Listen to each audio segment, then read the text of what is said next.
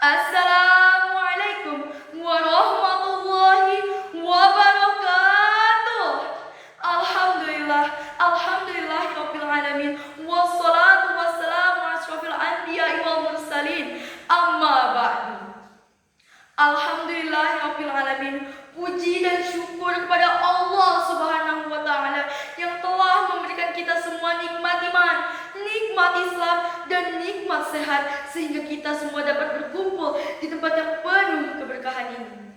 Salawat serta salam senantiasa tercurah limpahkan kepada junjungan kita, Habibana wa Nabiyana wa Maulana Muhammad sallallahu alaihi wasallam, kepada keluarga, sahabat, dan seluruh umatnya hingga akhir zaman.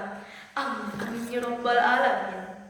Hadirin yang saya banggakan, dalam kesempatan kali ini saya akan menampilkan sebuah pidato dengan tema Pemuda adalah warisan terbaik untuk masa depan atau Subhanul Yaum Rizalul Ghad. Sebuah tema yang menurut saya sangat relevan karena di tangan para pemuda-pemudilah masa depan bangsa ini akan ditentukan. Hadirin sekalian, ada satu kutipan kalimat yang sering sekali diikatkan dengan santri, yaitu wa ma yaril mudhafa ya'ti khalifah anhu fil ardi izoma uzim. Sebagaimana bait ini menjelaskan yang sangat tegasnya, pemuda-pemudi memiliki tugas untuk melanjutkan perjuangan para pendahulu atau para founding fathers kita yang dikenal gigih dan tak kenal lelah berjuang demi membawa kita ke tempat yang megah bernama kemerdekaan. Bahkan presiden pertama kita, Bung Karno, dengan sangat heroiknya menyatakan, bawakan aku 10 pemuda maka akan kuguncangkan dunia. Pernyataan ini jelas bukan untuk generasi asal-asalan atau remaja rebahan yang setiap harinya hanya bisa tentang di depan sosial media atau berlindung di balik kekuasaan yang orang tuanya miliki, melainkan menantang para generasi muda yang siap untuk menjadi penerus para pendahulunya. Ibnu Malik dengan sangat tegas mengatakan dan menjelaskan bahwa generasi muda akan menjadi pemenang estafet perjuangan ketika generasi sebelumnya tiada. Sebuah kesadaran yang ditanam di dalam hati setiap individu. Sebagaimana Mo Tse-tung mengatakan, hidup manusia memang sempit, tetapi inovasi dan revolusi tak mengenal tepi. Maka pemuda adalah warisan terbaik, adalah sebuah keniscayaan. Sebagai penerus bangsa, kita tidak hanya menjaga nama baik, tapi juga beraksi dengan dalam semangat yang sama membangun bangsa baru. Jika para terdahulu melawan para penjajah dengan cara angkat senjata, maka kita sebagai generasi saat ini berjuang melawan kemiskinan, kebodohan, dan keserakahan para penentu kebijakan di atas pena. Para pemuda-pemudi, jika para leluhur mewariskan kepada kita nilai-nilai luhur yang baik, maka kita di generasi saat ini bukan bertugas hanya untuk menjaganya, melainkan berinovasi dan berevolusi untuk menjadikan bangsa sekarang menjadi bangsa yang lebih baik lagi. Teman-teman sekalian, masa depan bangsa itu ada di benak kita. Namun, mampukah kita mengemban tanggung jawab sebesar itu sekarang? Tidak ada pilihan lain.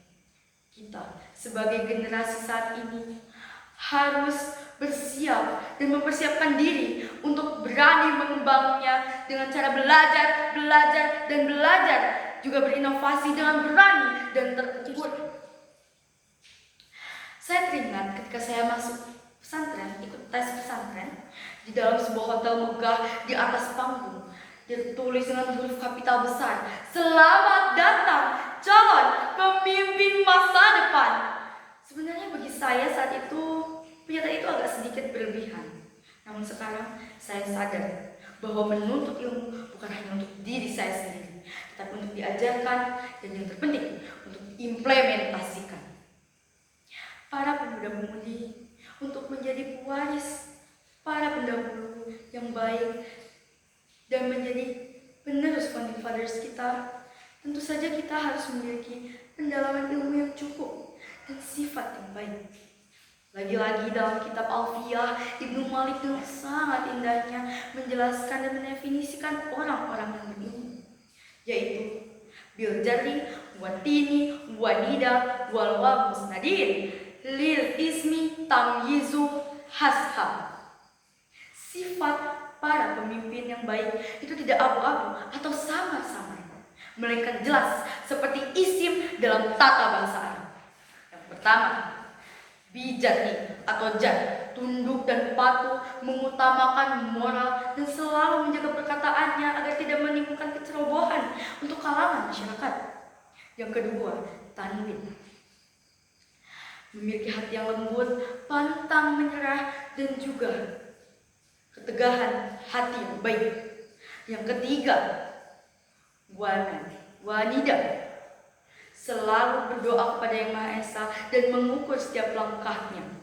Yang keempat, berani dan menjelaskan pandangan atau pendapat mereka dengan jelas, tidak bertele-tele dan mudah dipahami, seperti jia.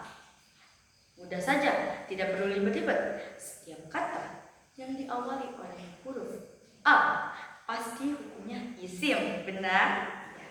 Seperti Quran menjadi Al-Quran dan yang lain-lainnya.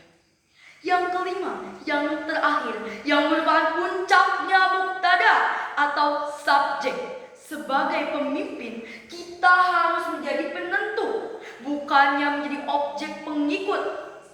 Dan kita harus menebarkan semua kebaikan pada setiap langkah kita, bukannya menyebabkan kehancuran akibat keserakahan atau kebodohan dalam memimpin. Hadirin yang saya banggakan, roda kehidupan terus berputar. Hari demi hari, bulan demi bulan, tahun demi tahun kita lewati. Namun suatu saat nanti, tanpa kita sadari, kita akan kembali lagi pada kenyataan. Catatan dari ini adalah gelanggang yang kompetitif tidak akan siap berdiri kecuali mempersiapkan diri untuk menyongsong perubahan, seperti sebuah adagium kun ibna zamai, jadilah anak pada masanya. Marilah kita menjadi generasi muda yang membangun bangsa Indonesia menjadi lebih baik lagi. Mungkin sekian dari saya. Terima kasih. Wassalamualaikum